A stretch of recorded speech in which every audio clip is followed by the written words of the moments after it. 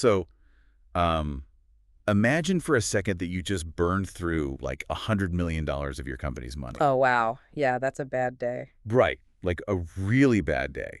The press is, openly mocking you on a national level. Your fiercely loyal customers are just absolutely furious. They're boycotting your products. I mean, I'm getting stressed just thinking about it. Yeah, and you, the executive who actually spearheaded this entire disaster, well, you're immediately fired. I think most of us would look at that scenario and call it the ultimate career ender. Oh, absolutely. That is a total unmitigated shipwreck. Like, there is absolutely no return from that. Right. But what if I told you that exact shipwreck is what ultimately saved, like, the most recognized brand on the entire planet? But it sounds completely counterintuitive, right? Because we are so conditioned to view failure as this terminal endpoint. Yeah. We really treat it as a binary state. Yeah, exactly. You either succeed or you fail. Right, and if you fail, the story's over. You just pack up your desk and disappear. But the story of Coca-Cola launching New Coke in the mid-1980s completely shatters that whole binary. Because Sergio Zyman, he was the marketing executive who pushed for this massive formula change. Oh, yeah. The infamous New Coke. Yeah, it was an operational catastrophe. Yeah. It literally cost the enterprise roughly $100 million, which, was an astronomical sum back then. Oh, for sure. And the public backlash wasn't just bad. It was legendary. People were literally hoarding the old Coke in their basements. That is wild. Right. So Zyman has shown the door. The shipwreck happened. But, the story didn't actually end there. Well, yeah, because the fallout from that massive misstep forced an outcome that standard market research could never have predicted, right? Or engineered, for that matter. Yeah, the intense, visceral public outrage made Coca-Cola realize, like, oh, wow, we have to pivot fast. So they brought back the original formula as Coca-Cola Classic. And the result was this unprecedented, earth-shattering surge in consumer demand and brand loyalty, too. Exactly. The failure literally revitalized a stagnating brand. It reminded the entire world how much they loved the original product. Sure. But here's the kicker, the part that really just blows my mind. Okay, what is it? Roberto Goizueta, the chairman of Coca-Cola, eventually rehired Sergio Zyman in 1993. Wait, really? Yes, he brought back the guy who burned the $100 million. He recognized that, like, to make massive strategic leaps, you need an appetite for colossal calculated risk. And people who take those risks cannot mathematically be right every single time.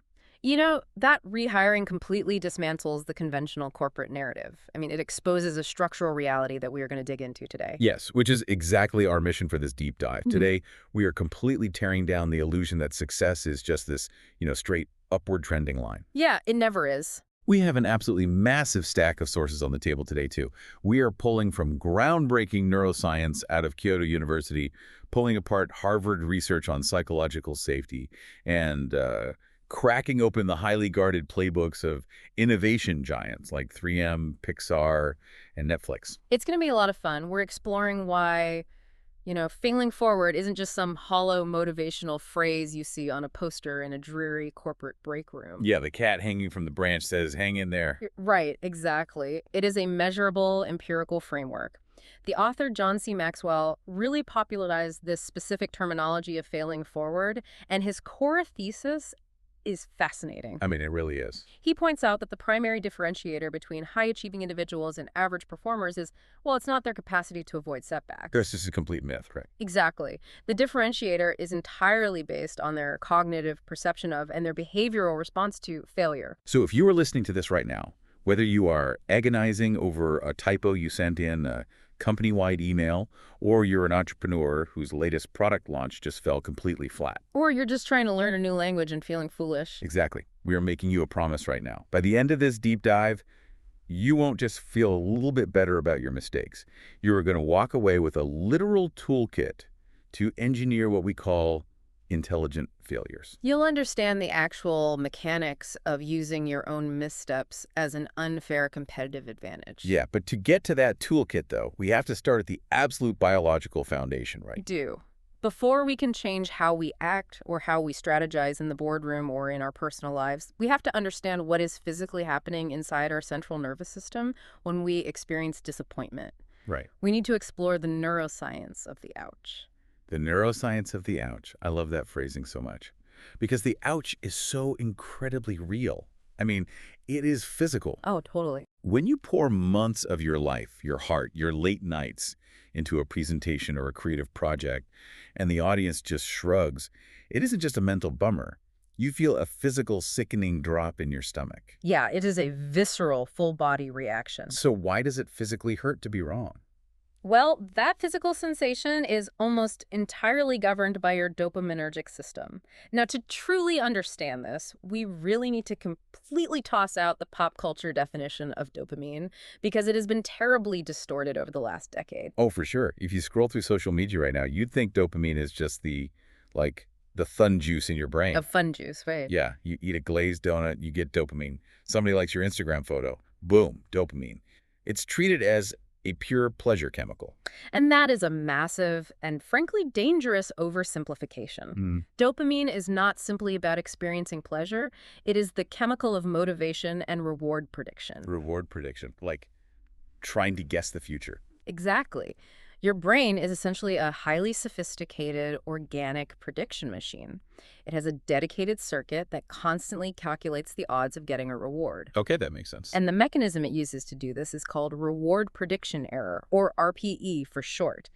The RPE calculates the discrepancy between the reward you expected to get and the reward you actually received. So my brain is essentially acting like a bookie in Las Vegas, constantly setting odds on my life.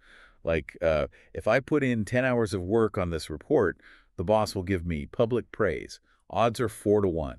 That is a highly accurate way to look at it, actually. If your internal bookie predicts a reward and that reward materializes exactly as expected, your RPE neurons generate a positive signal. But that's when you feel good.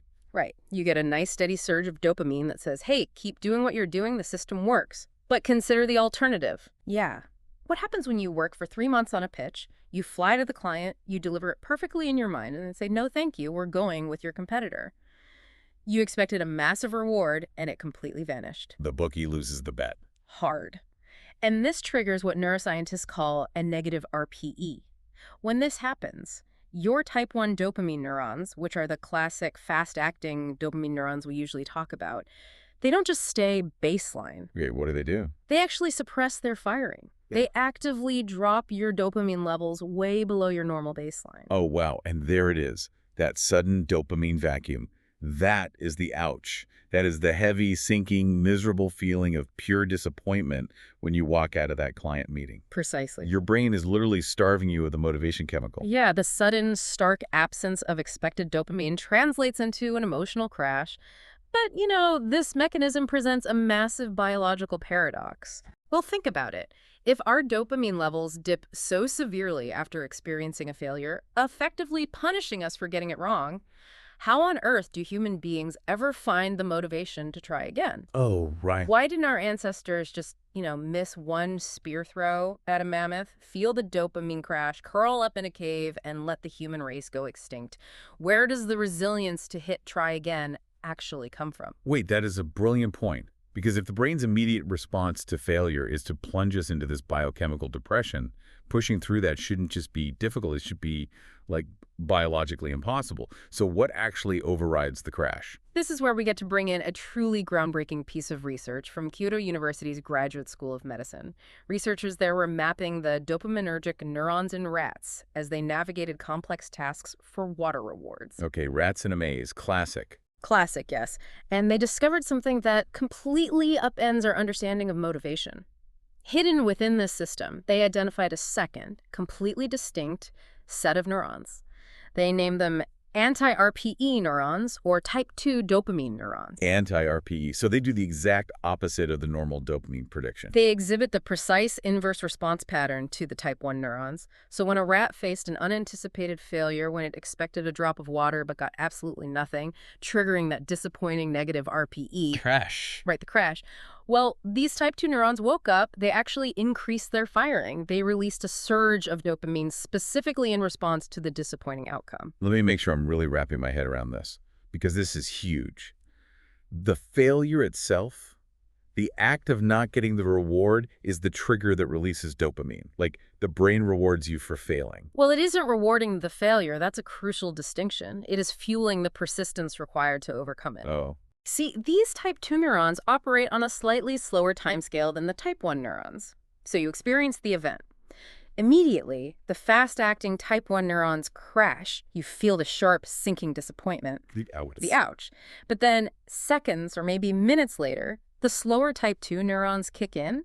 They flood the system with a specific dopamine surge that is biologically designed to motivate you to pursue future rewards despite the recent failure. Okay, I'm picturing like an old school arcade cabinet. You are playing a fighting game, you lose the match, and the screen just goes dark. That is the type 1 dopamine crash. Oh, I like this analogy. Yeah, it's the game over screen that makes you want to punch the arcade machine and just walk away. But then a second later, a giant number 10 flashes on the screen. Continue. 97 with that really intense pumping music. Yes. That countdown timer is the type 2 dopamine. It's your brain's built-in hype man suddenly shouting, "Put in another quarter. We can beat this guy." The arcade timer is a phenomenal structural analogy. The type 2 dopamine error signal is literally a biological mechanism for active coping. It proves, on a cellular level, that we are neurologically wired to bounce back. We're built for resilience. Exactly. The Kyoto researchers found a robust, measurable correlation in those rats. The stronger the type 2 dopamine response following a failed attempt, the shorter the latency before the rat tried the task again. So a bigger surge means a faster recovery. Yes. The height of the dopamine surge directly dictated the speed of their recovery. The chemical literally motivates us to try again quickly.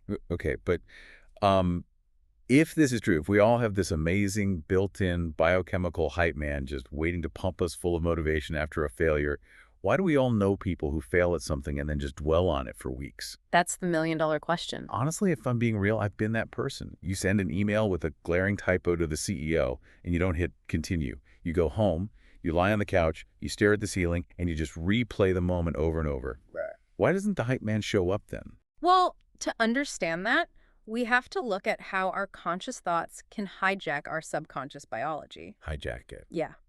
If we turn to clinical psychology, specifically acceptance and commitment therapy, commonly known as ACT and cognitive behavioral therapy, CBT, we find the culprit.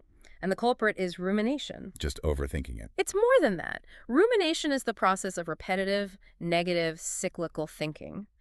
When you lie on the couch agonizing over that email typo, replaying the CEO's imagined reaction in your head for 3 days straight, you are actively sustaining the perception of failure. Right, because CBT teaches us that our thoughts generate our feelings. Yeah. So by actively thinking about the failure, I am basically tricking my brain into experiencing the failure over and over again in real time. Yes. And by keeping the failure active in your mind, you are artificially extending that initial type 1 dopamine crash. You are manually overriding the hype man. The type 2 neurons are just waiting for the event to conclude so they can initiate the recovery phase.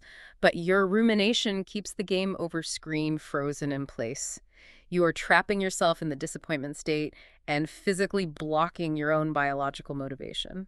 Man, that is terrifying, but also incredibly empowering in a way. Yeah. So to fail forward, we literally have to get out of our own way. Precisely. Like if you just applied for 10 jobs and got 10 rejections, that urge to curl into a ball is just a temporary type 1 crash. Yeah. If you can just stop ruminating and wait out the clock, your brain will naturally supply the chemical you need to send out the 11th application. Yes, you allow the biology of resilience to execute its program, but, you bring up a massive psychological contradiction that we really need to address next. Why is that? Well, if our biology is hardwired with this incredible, sophisticated system to help us bounce back from setbacks, why is the fear of failure so universal and so crippling?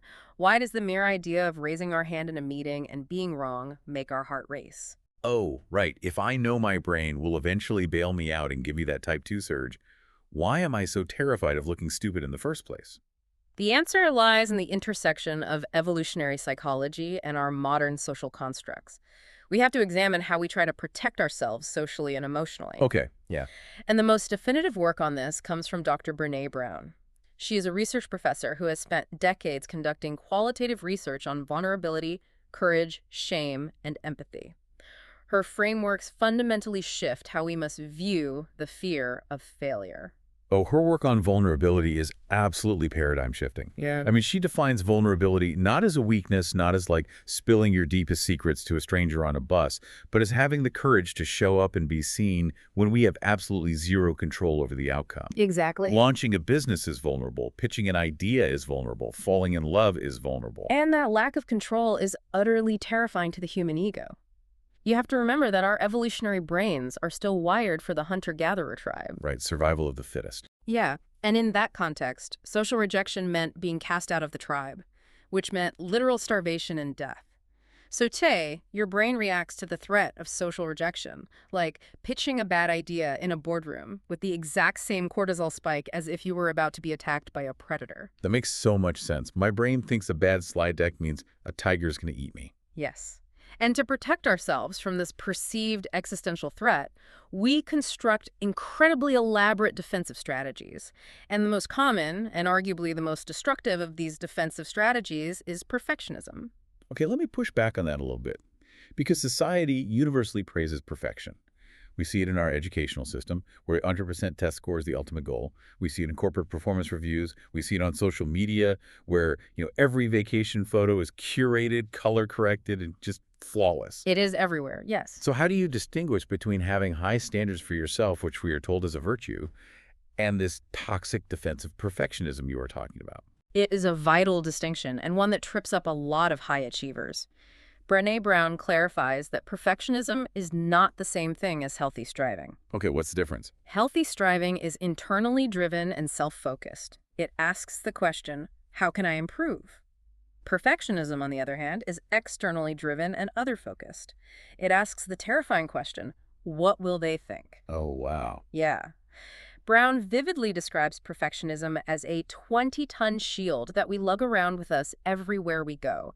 We carry this immense weight thinking it will protect us from being hurt, when in fact, the sheer weight of it is the very thing preventing us from taking flight. A 20-ton shield, man, I can almost feel the exhaustion of carrying that around. It implies that every action you take isn't about moving forward, it's just about bracing for impact. It is a completely defensive way to live. We hoist this shield to deflect the incredibly painful feelings of shame, judgment, and blame. But the trap of perfectionism is that perfection is an unattainable illusion. Right, nobody is perfect. Exactly. It is entirely about managing perception rather than achieving actual substance. So by setting an impossible standard to avoid feeling inadequate, perfectionists set themselves up to experience the exact crushing inadequacy they're trying to avoid. It's a self-fulfilling prophecy. It is. Clinical psychologists observe that perfectionists fundamentally conflate their intrinsic self-worth with their external performance. Okay, meaning if I am a healthy striver and I fail a certification exam, I think, wow, I failed that exam. I need to study differently next time. Right. But if I am carrying the 20-ton shield of perfectionism and I fail that same exam, I don't think I failed the exam. I internalize it and think I am a failure. Precisely. And that internalization brings us to the crucial clinical difference between shame and guilt. Let's break that down. Guilt is a focus on behavior. I did something bad. Shame is a focus on self. I am bad. Brené Brown explains that shame works exactly like the zoom lens on a camera. When we feel shame, the camera zooms in incredibly tight, and the entire frame is filled with nothing but our flawed, defective selves. We feel entirely alone and uniquely broken. So guilt actually leaves room for growth. I did something bad, but I am still a capable person, so I can fix it. It maintains your agency. But shame strips you of your agency. It basically destroys your identity. Furthermore, shame requires 3 specific environments to grow exponentially. Really? Secrecy, silence, and judgment. When perfectionists experience a failure, the shame is unbearable. So what do? They hide the failure. They don't talk about it. They isolate themselves in silence and self-judgment. Which leads right back to rumination. Yes. They ruminate, which, as we know, blocks their type 2 dopamine recovery. Ultimately, this intense fear of failure leads to what psychologists somberly refer to as an unlived life. An unlived life. That's tragic. People will completely avoid trying a new hobby, applying for a stretch role, or voicing a dissenting opinion just to ensure they never look bad. They sacrifice their ultimate potential simply to protect their ego. I was reading through the Harvard Gazette source material, and there's this incredibly revealing quote from clinical assistant professor Ellen Hendrickson. She notes, "No one ever comes into my office and identifies as a perfectionist. Instead, people come in and say, I feel like a failure. I feel like I'm falling behind." It masquerades as imposter syndrome, often. Exactly. So if perfectionism is this paralyzing disease that forces us into an unlived life, what is the cure? Like, how do we convince ourselves it is actually safe to put down the 20-ton shield? The clinical antidote to perfectionism and the absolute foundation of resilience is the psychological concept of mattering. Mattering. Mattering is the profound, unshakable feeling that you are valued for who you are, deep at your core, completely detached from your achievements, your income, or your accolades. It is knowing your worth is not tied to your output. So just inherent human worth. Right. When an individual truly internalizes that they matter, they disconnect their identity from their performance. Suddenly, a failure stops being an existential threat that destroys their identity and becomes merely a localized operational event, just a data point to be analyzed. Okay, I am tracking with this completely. Drop the emotional shield, separate my identity from my output. But let's bring this back down to the harsh reality of the modern workplace for a second. Sure. If I walk into the office tomorrow, drop my shield, and just start messing up left and right, missing deadlines, formatting reports wrong, losing client files, and I tell my boss, hey, my worth isn't tied to my output, I'm just gathering data points, I'm going to get fired by noon. Yes, you absolutely will. Right. We can't just blindly adopt this Silicon Valley mantra of fail fast and break things in every context. If I'm an accountant, I shouldn't be breaking things. We need a system to classify when it is actually safe to fail. We absolutely do, which is why fail fast and break things is a terrible ethos if it isn't applied with extreme precision. The definitive taxonomy of failure comes from Harvard Business School professor Amy Edmondson. Yes. She is the author of Right Kind of Wrong, and she spent years analyzing corporate structures to categorize failures into 3 distinct operational states. Understanding these 3 categories is the absolute key to failing forward intelligently, rather than just acting recklessly. Okay, let's not just list them. Let's really map them out so you, the listener, can use this framework in your day-to-day life. What is the first category in Edmondson's taxonomy? The first type is a basic failure. A basic failure has a single, measly identifiable cause. It is usually the result of human error, inattention, or mistake occurring within a known, established process where the recipe for success is already well documented. So like dropping my phone in a puddle because I was trying to juggle my coffee and my keys. All right. Or texting and driving and rear-ending someone at a stoplight. The rules are known, the environment is understood, I just messed up. Yes, exactly. Or, in a much more severe context, imagine a highly trained orthopedic surgeon operating on a patient's left knee when the chart clearly said right knee, simply because the surgical team decided to skip the mandatory pre-op checklist. Oh man, yeah, that is a horrible basic failure. These failures occur in highly familiar territory. The knowledge of how to succeed already exists in the world. Basic failures are entirely preventable, and frankly, there is no glory in them. We should utilize checklists, focus, and discipline to do everything in our power to avoid them. Makes total sense. Do not celebrate texting and driving. What is the second category? The second category is a complex failure. These are much more difficult to untangle because they are multi-causal. Multi-causal. Right.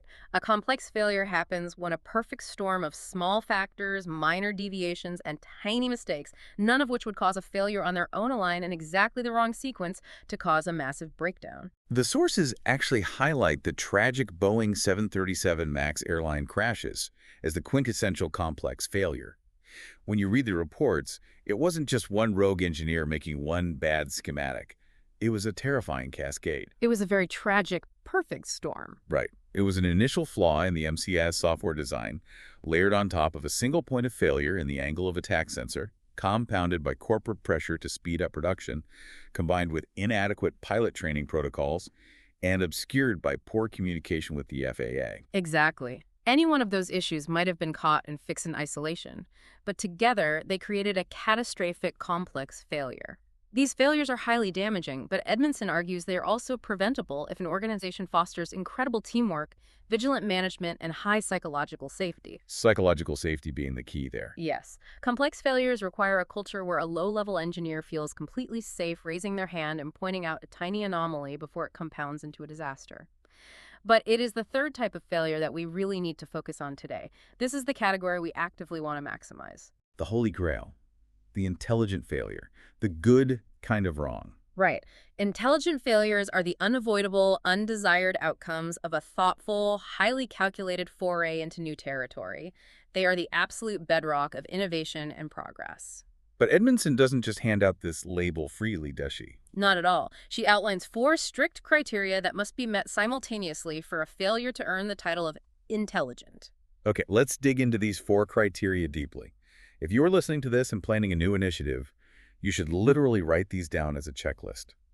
What is criterion number 1? Criteria number 1, the failure must occur in genuinely new territory. This means there is no existing precedent. There is no recipe you can download from the internet, no best practice manual, and no known process to guarantee the result you want. You are charting the unknown. Got it. Criterion number 2, it must be in pursuit of a meaningful, credible goal. So you aren't just in the lab throwing chemicals at the wall to see what explodes, right?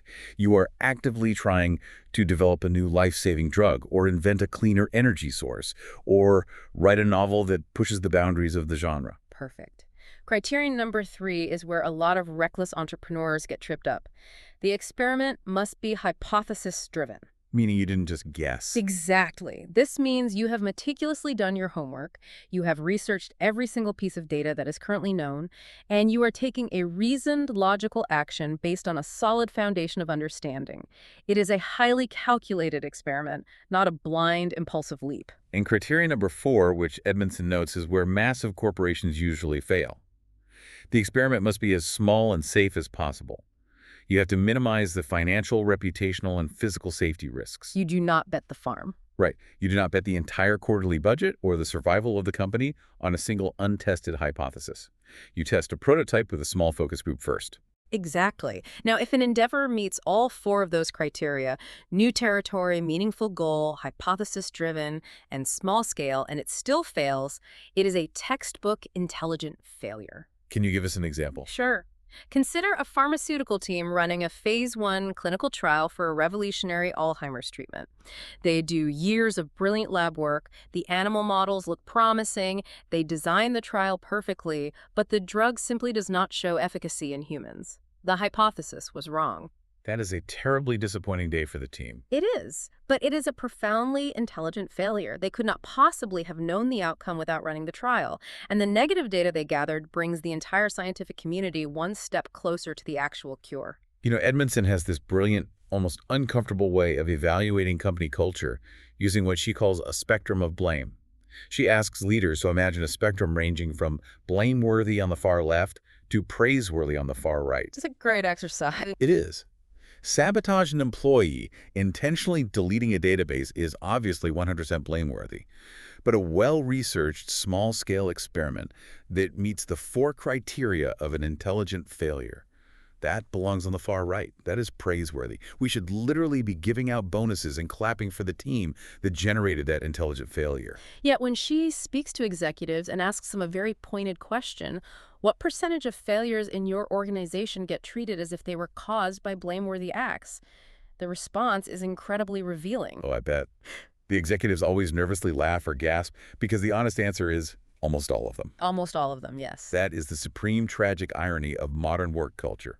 We have an evolutionary brain that equates social rejection with literal death, and we spend our lives in corporate structures where every single misstep, even the brilliant, intelligent ones, is treated like a punishable offense. No wonder everyone is exhausted from carrying around Brené Brown's 20-ton shield. It highlights a massive structural flaw in how we organize human endeavor. When failure is stigmatized and hidden because of fear and blame, the teams that fail never get to learn from their mistakes, and neither do their peers. Right. The data just vanishes. The organization essentially pays the tuition for the mistake, but completely loses the educational data. To truly prove how vital a culture of intelligent failure is, we should step away from the theory and look at the actual historical track records of organizations that have changed the world. We need to take a walk through the innovation graveyard. Oh, I absolutely love the innovation graveyard. Because when you look closely at the tombstones, you realize it is full of zombies that eventually resurrected into billion-dollar empires. That's a great way to put it. Let's talk about the absolute classic case study, the 3M Post-it note. We always hear this story framed as a cute, happy accident, like some quirky scientist tripped over his shoelaces in a lab and accidentally invented modern office supplies. The reality of the Post-it note is infinitely more complex, frustrating, and instructive than that myth.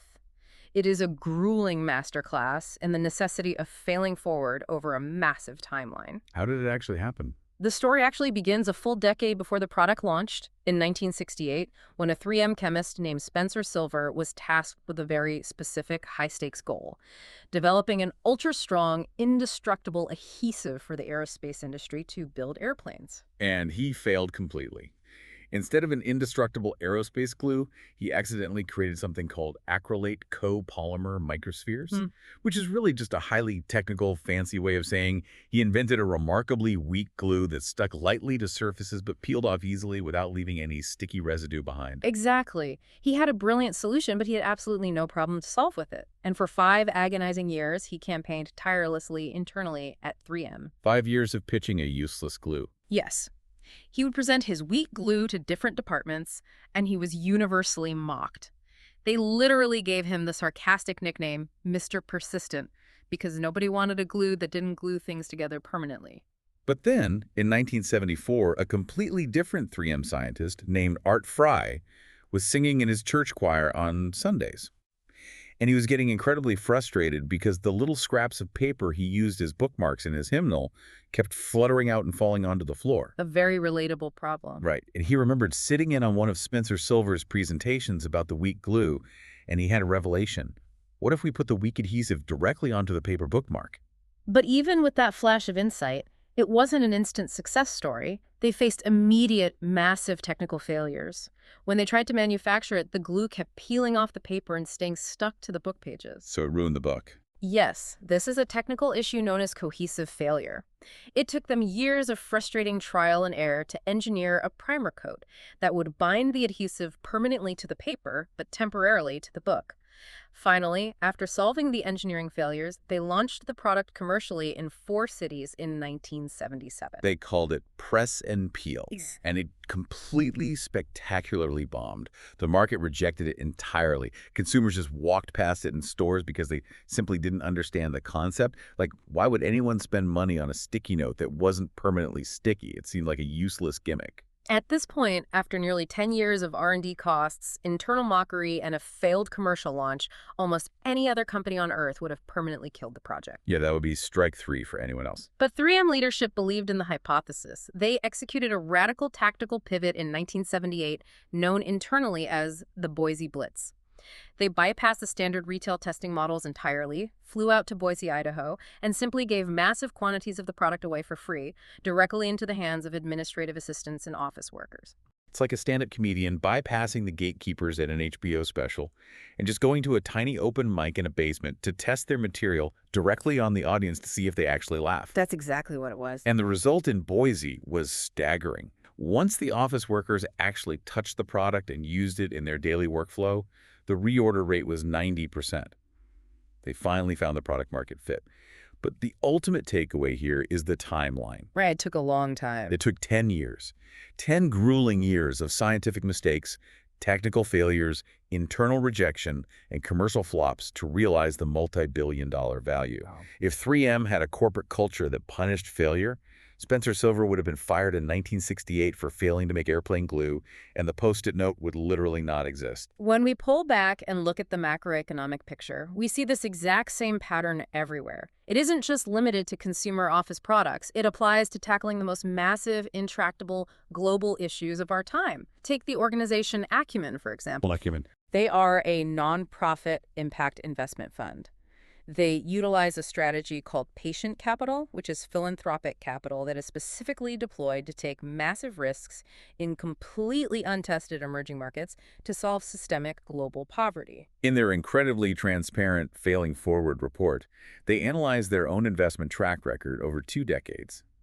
And out of 120 companies they invested in, only 25% were what they called total home runs, meaning they succeeded financially and created massive, measurable social impact. And that's considered a good hit rate in their field. But another full 25% of their portfolio were what they termed double failures.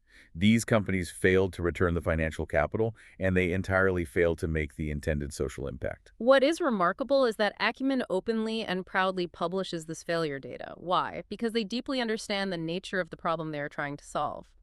Poverty is not a predictable side project. No, it's incredibly complex. You cannot just slap a traditional Western corporate business model onto deeply entrenched systemic poverty in developing nations and expect a seamless upward trajectory of success. Acumen views these 25% double failures not as an embarrassment, but as the mandatory, unavoidable cost of pushing the boundaries, of investing at the extreme economic edge. They explicitly acknowledged that if they had a 0% failure rate, it would simply mean they were only investing in safe, proven models, which means they weren't trying hard enough to innovate. And there is actual hard empirical data to back this philosophy up. You have this mathematical concept in business literature called the U-shaped curve of innovation. Let's talk about the U-curve.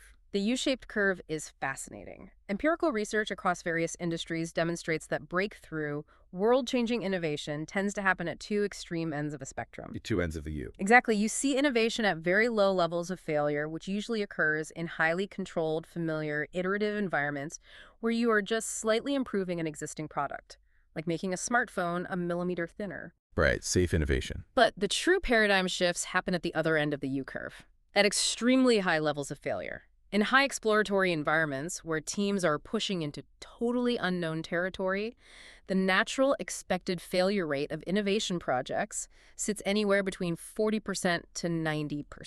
Wow. So if you are setting out to do something truly groundbreaking, whether that is inventing a new technology or entirely restructuring your life, you are mathematically guaranteed to fail the vast majority of the time. The math demands it. It absolutely does. But, it is very easy to sit here in a studio and celebrate failure in hindsight when you were talking about a billion-dollar Post-it note empire or a massive global investment fund with millions of dollars of patient capital. It's a lot harder when it's your own money. Exactly. Yeah. How do we survive the messy middle? How do you and I, the people listening to this right now, apply this to our own lives, careers, or small teams when a failure means we might miss rent? We need a practical toolkit. We absolutely do. Theory is useless without application. And the very first tool in that kit involves completely overhauling how we linguistically and cognitively frame a mistake in the moment it happens. How do you do that? The author John C. Maxwell developed a brilliant framework utilizing the word mistakes as an acronym. It is designed to immediately short-circuit the rumination process and change our cognitive attribution. Oh, I love a highly practical acronym. Let's break it down letter by letter. To make it real, let's apply it to a hypothetical scenario. Okay, lay it on me. Imagine I'm an entrepreneur. I just poured my life savings into launching a new productivity app, and on launch day, it crashes entirely. Nobody downloads it, the servers break, it is a total disaster. How do I run that through the mistakes acronym? Let's do it. The M stands for messages. We need to view the server crash not as a personal indictment, but simply as a message giving us objective feedback about the real world. The message is simply, the server architecture was insufficient for the load. Okay, so it's not I'm an idiot, it's the server broke. Got it. I is for interruptions. The crash is an interruption that should force me to pause and reflect on my process, rather than just blindly pushing forward with a broken app. Spot on. S represents signposts. A signpost directs you to a new, better path. Perhaps the failure of the consumer app points you toward pivoting into a B2B enterprise software model instead. That's a good pivot. T is for tests. This disaster is a test that pushes you toward greater emotional maturity and leadership. How you lead your dev team through the crash is the real test. Beautiful. That brings us to A, which stands for awakenings. Awakenings keep us mentally in the game. Realizing how much I care about fixing the app awakens a deeper motivation than just making a quick buck. It wakes you up to your own passion. Yes. K represents keys. This failure is a key that unlocks the next door of opportunity. By fixing the server code, I learn a new programming language that makes the next version twice as fast. Beautifully applied. E is for explorations. The failure forces you to journey where you've never been. You have to explore new marketing channels because the initial launch strategy failed. And finally, the final S stands for statements. The way you handle the aftermath of the crash becomes a definitive statement to your investors and your team about your ongoing development, resilience, and character. Wow.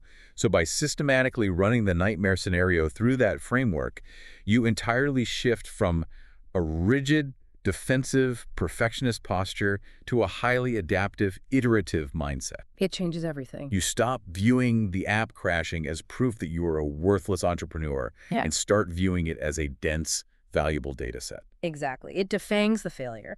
But, that framework helps after the failure has already occurred. What about before? Right. How can we engineer a project, a launch, or a life decision so that if it does fail, we maximize the chances of it being an intelligent failure rather than a catastrophic, complex failure? For that, we turn to the pre-mortem method, developed by cognitive psychologist Gary Klein. It is a brilliantly simple cognitive hack based on a psychological phenomenon called perspective hindsight. Perspective hindsight is incredibly powerful. Clinical research shows that mentally projecting yourself into the future and imagining that an event has already happened increases your brain's ability to correctly identify the reasons for that event by 30%. A 30% increase in predictive accuracy just from playing a mental trick. Yeah. That's a massive operational edge. So how do we actually run a pre-mortem in a real-world setting without the team just getting depressed and sounding incredibly negative? The structure is everything. Let's say you are preparing to launch a major marketing campaign. Before you spend a single dollar, you gather the entire team in a room. The leader stands up and sets the scene. Imagine it is exactly 1 year from today. We launched the campaign and it has failed spectacularly. It is complete and utter disaster. We lost the budget, the client fired us, we are ruined. You literally declare the project dead on arrival. Yes, you assume absolute, unmitigated failure. Then you hand out paper and ask every single person in the room to spend 5 to 10 minutes silently and independently writing down every single reason they can think of for why it failed. The silent, independent part is the linchpin here, right? Right. Because if you just open the floor to discussion, the loudest person dominates. Crucial. The silent writing entirely removes groupthink. In a standard corporate risk assessment meeting, the leader usually asks, "Does anyone see what might go wrong?" But everyone is hyped up on the excitement of the launch, or they're terrified of sounding like a negative complainer in front of the boss. Right. Nobody wants to be the wet blanket. So the optimism bias takes over, and everyone keeps their mouths shut. But in a pre-mortem, by establishing that the project has already failed, you have essentially given everyone explicit permission to be a naysayer. You have made it socially and psychologically safe to point out the impolitic, brutal, ugly flaws in the plan. So everyone scribbles down their dark predictions, and then you go around the room, round robin style, and everyone shares one reason until all the lists are exhausted. Yep. And what you end up with right there on the whiteboard is this incredibly detailed, terrifying map of potential landmines that the team was completely blind to because they were intoxicated by the excitement of the launch. Precisely. You then prioritize those threats. If 3 people secretly worried that the supply chain vendor was unreliable, you now have the data to adjust the plan and secure a backup vendor before you launch. The pre-mortem magically bridges the gap between being perceived as a complainer and being valued as a contributor. It acts as a time-traveling insurance policy for your project. A time-traveling insurance policy. I am absolutely stealing that phrase. But let's live in reality for a second. Let's say we did the mistakes acronym. We ran a flawless pre-mortem, we launched the project, and despite all our best efforts, it still hit a wall. It happens. The failure happened. The dopamine crashed. The ouch is real. How do we emotionally process that moment without reflexively picking back up that heavy 20-ton shield of perfectionism to protect ourselves? For the Emotional Recovery Toolkit, we return to Brené Brown. She developed a highly specific 3-phase framework called Rising Strong, precisely for navigating the emotional aftermath of a fall. The 3 phases are the reckoning, the rumble, and the revolution. Okay, the reckoning is first. What does a reckoning actually look like when you are sitting at your desk feeling terrible? The reckoning is the simple yet incredibly difficult act of acknowledging the emotional disruption. It is recognizing that you are hooked by emotion. Your chest is tight, your face is hot. Instead of numbing the pain with a few glasses of wine or pretending you don't care or lashing out in anger at a coworker, you simply lean into the discomfort. You just sit with it. Yes, you say to yourself, I am in pain right now. I feel deep shame and disappointment about how that meeting went. You just allow yourself to feel the feelings without running from them. Then comes phase 2, which sounds a lot more intense. The rumble. The rumble is where the transformative psychological work happens. This is where you aggressively confront what Brown calls your shitty first draft. Your shitty first Yes. draft. Yeah. When we experience a painful setback, our brains desperately want to make sense of the ambiguity. So, we invent a narrative, we write a story, and almost universally, that initial story is entirely driven by our deepest insecurities. Oh, I see where this is going. If you don't get a promotion, your shitty first draft is usually, I didn't get the promotion because my boss has always hated me, I am a total fraud, and everyone in the office knows I'm incompetent. We have all written that exact draft in our heads at 2 a.m. Right. The rumble requires you to interrogate that toxic narrative like a lawyer. You must separate objective reality from your shame-driven self-blame. You ask yourself hard questions. What do I actually factually know to be true about why I didn't get the promotion, and what am I just making up out of fear? That takes a lot of self-awareness. It does. This process utilizes a psychological tool called cognitive diffusion. Cognitive diffusion is the ability to step back and observe your thoughts as separate from yourself. Instead of saying, I am a failure, you say, I'm having the thought that I am a failure. You play with your thoughts, you examine them, so they lose their power to control your identity. You dismantle the false narrative. And that leads to phase 3, the revolution. The revolution is the ultimate synthesis. It is taking the profound insights you gained during the rumble and transforming them into a permanent behavioral shift in how you view risk, accountability, and your own resilience. How does it look in practice? You literally write a new, truer ending to the story of the failure. I didn't get the promotion because I lack experience in project management. I'm still a highly valued employee. I will ask to lead a small project next quarter to build that skill. You use that revolutionized narrative to move forward. Wow. So bringing this massive stack of sources together, if we pull back the lens, what is the ultimate synthesis of everything we've explored today? The ultimate synthesis is that failing forward is not an accident. It is an active, deliberate discipline. It requires taking total ownership of your actions while adamantly refusing to internalize the outcome as a measure of your fundamental human worth. Right. Putting down the 20-ton shield. Exactly. It means intentionally designing small, safe, hypothesis-driven, intelligent experiments. It means creating a culture where a negative result is celebrated as new data. It means understanding your brain chemistry and allowing your type 2 dopamine neurons to do their evolutionary job of motivating you to try again.